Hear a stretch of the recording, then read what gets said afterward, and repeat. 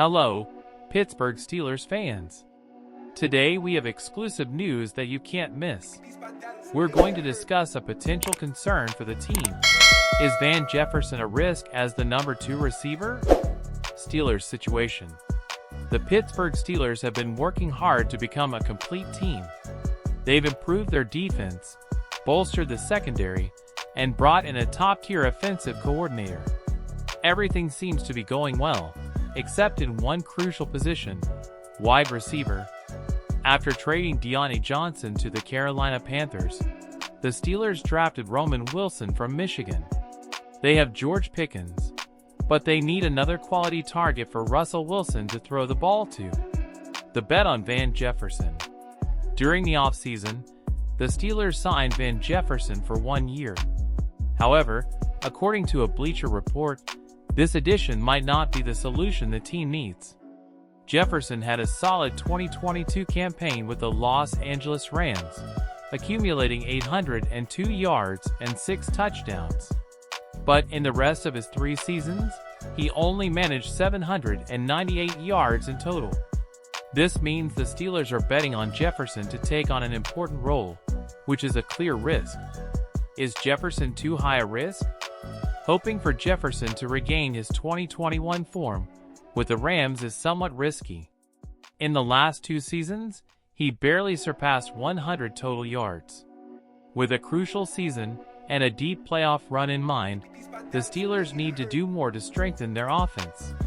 The need for a reliable receiver. Roman Wilson is a rookie who will mainly play in the slot. With Pickens on one side, the Steelers need a number 2 or even a number 1 receiver to complement Pickens. Van Jefferson is undoubtedly a risky bet, and we're not sure he will offer a high reward. So, as we said, the Steelers are almost complete. Almost. What do you think? Will Van Jefferson be the missing piece in the Steelers puzzle? Leave your comments and stay with us for more exclusive news. Don't forget to subscribe and turn on notifications so you don't miss any updates about our favorite team. See you in the next video. We are going to examine deeper than we have in the past changes to expect with the offensive coordinator, new hire, Arthur Smith, of course.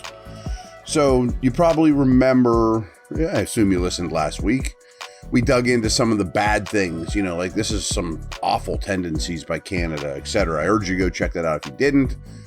And basically said, folks, take this as a positive because there's nowhere to go but up. Well, let's get more specific with it. So last year, the Steelers had the number 1 highest run rate on early downs in the first 3 quarters. That's important because early downs, the game doesn't dictate I have to pass. The fourth quarter, you're often, Steelers opening day against the Niners, they planned on running like crazy, hypothetically. But you're losing like crazy in the fourth quarter. So those things are out the window. So a good barometer of how a team game plans is what do you do on early downs in the first 3 quarters?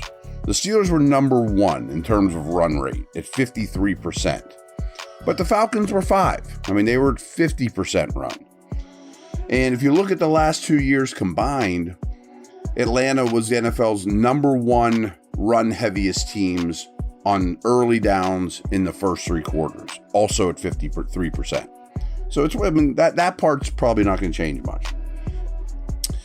But aside from that high run rate, the offense will look a lot different than Canada's in a lot of different ways. The most obvious one, though, is with play action and motion. So on early downs in the first 3 quarters, the Falcons use play action 24% of their dropbacks. That's number 4 in the league. That's what you want to hear. You know what I mean? Whereas the Steelers have ranked 31st for years now. Smith's Falcons were also near the top of the league in pre-snap motion rates. And I don't have numbers and stuff to back this up, but I'll promise you the way Smith uses motion makes a heck of a lot more sense than the way Canada uses motion. So the Falcons also operated a ton out of heavier personnel sets. And the Steelers did not. So 11 personnel. We're not having this conversation all the time, but that is 1 back, 1 tight end, 3 receivers. Steelers were at 71%. That was 7th in the league. NFL average is at 62%, so pretty well over. Falcons were at 32nd at 17%. League average for 11 personnel is 62%. They're out there for 17%. That's bonkers. How about any play with 2 tight ends on the field? Falcons were at 61%. That's number 1 in the league. NFL average is 27%, and that's exactly where the Steelers came in as well. So they were average in terms of using 2 tight ends on the field. Along those lines, I know you Kyle Pitts fantasy owners were disappointed, but Atlanta's tight end room, their tight ends combined, led the league in receiving yards. They had 1,380 receiving yards from the tight end position, the most in the league. I haven't referenced it much, but ESPN's putting out their lists of best defensive tackles, best edge rushers, and they put out their tight end list recently. And Pat Freiermuth got an honorable mention. He was not in the top 10. But I liked what they had to say about him, in that Freiermuth's proverbial third season jump into the elite was sabotaged by a hamstring injury and poor quarterback play and poor scheme. That I added that. He had 32 catches for 308 yards and 2 touchdowns in 12 games. But here's the quote from an NFC executive. He's the guy who should be up there. They mean that in the rankings. He's really skilled and savvy, knows how to get open, just doesn't have the production. I'm really expecting a boom season from Freiermuth. All right, back to these real quick. All plays with 2 running backs on the field. NFL average is 10%. The Steelers were at 4%, which is 17th in the league. The Falcons were all the way up to 32%, 4th in the NFL.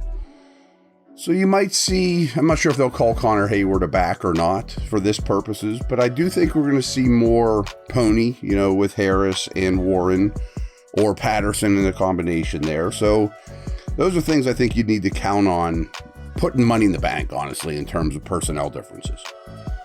BetOnline's your number 1 source for all your summer sports this season, from golf, Major League Baseball, so many more. All the latest stats, news, and scores available to follow your favorite teams.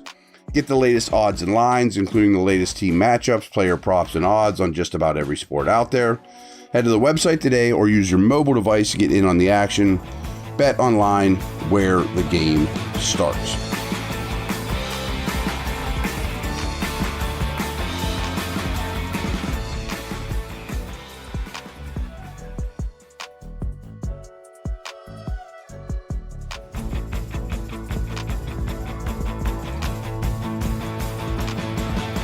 All right, more comparisons.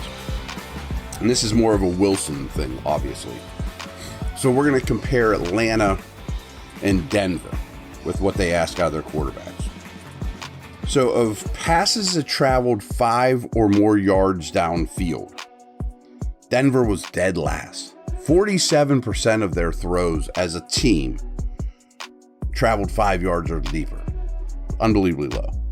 Where Atlanta was at 60% of passes that traveled 5 yards or further. That doesn't sound like a drastic difference, but that's 32nd in the league versus 4th. Huge difference. Wilson was throwing nearly 30% of his attempts at or behind the line of scrimmage, which ranked 30th.